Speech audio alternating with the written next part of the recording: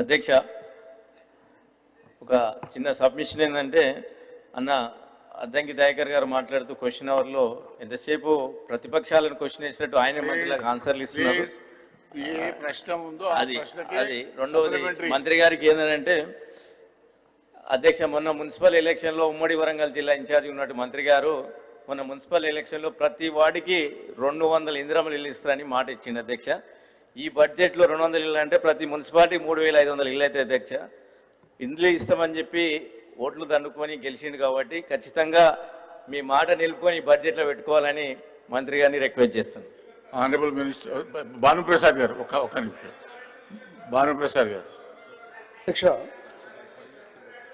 అధ్యక్ష, ఇక్కడ గౌరవ మంత్రి గారు చెప్తూ అంటే ప్రశ్ననే యాక్చువల్గా నిర్మాణం పూర్తయి కేటాయించని హౌసెస్ ఎన్ని అని అడిగినటువంటి సందర్భంగా వారు దానికి సంబంధించినటువంటి వివరాలు ఇచ్చారు అధ్యక్ష. కానీ నిర్మాణం పూర్తి కాకుండా నిర్మాణం మధ్యలో ఆగిపోయినటువంటివి కూడా చాలా పెద్ద సంఖ్యలో ఉన్నాయి అధ్యక్ష. ఇక్కడ మేము చూసుకున్నట్టయితే ఇప్పుడు మా పెద్దపల్లి నియోజకవర్గంలో చూసుకున్నట్టయితే దాదాపు 2334 శాంక్షన్ అయితే అందులోంచి 1630 పూర్తయిన ఇల్లుగా చూపెడుతున్నారు అధ్యక్ష. కానీ నిజానికి అక్కడ పూర్తి కానివి కూడా ఉన్నాయి. ఇంకా రంగారెడ్డి జిల్లాలో కూడా అనేకమైనటువంటి ఈ డబుల్ బెడ్రూమ్కి సంబంధించినటువంటివి ప్రారంభమైతే చేసినటువంటి సందర్భం ఉన్నాయి. కొన్ని పూర్తి కూడా చేసి హ్యాండ్ ఓవర్ కూడా చేసినటువంటి సందర్భం ఉన్నది. కానీ ఇక్కడ అసలు స్లాబ్స్ పూర్తి అయిపోయి కొంతమంది కాంట్రాక్టర్స్ అయితే స్లాబ్స్ కంప్లీట్ చేసి బ్రిక్ వర్క్ కంప్లీట్ చేసి పైపింగ్ ఎలక్ట్రికల్ పైపింగ్ అది కూడా కంప్లీట్ చేసిన తర్వాత ఈరోజు ఆ దశలో వాళ్ళకి బిల్లులు రాకపోవడం వల్ల 3 సంవత్సరాలు 4 సంవత్సరాలు వెయిట్ చేసి ఆగిపోయిన తర్వాత ఎక్కడెక్కడ ఆగిపోతే ఈరోజు ఆ పెట్టినటువంటి డోర్స్ పిక్కుపోతున్నారు, ఆ చేసినటువంటి పైపింగ్ వెళ్ళిపోయినటువంటి పరిస్థితి ఉంది, ఆ వైరింగ్ కూడా వెళ్ళిపోయింది.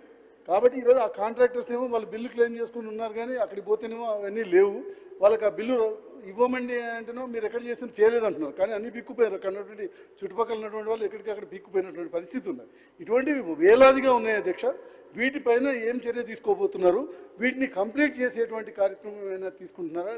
ఈరోజు ఆ కాంట్రాక్టర్స్కి పాత బిల్లులు పే చేయడంతో పాటుగా ఒకవేళ ఫర్దర్గా మీరు కనుక రేట్ ఎస్కలేట్ చేయకపోయినట్టయితే వాటిని పూర్తి చేసేటువంటి పరిస్థితుల్లో కూడా ఈరోజు ఆ కాంట్రాక్టర్ లేదు.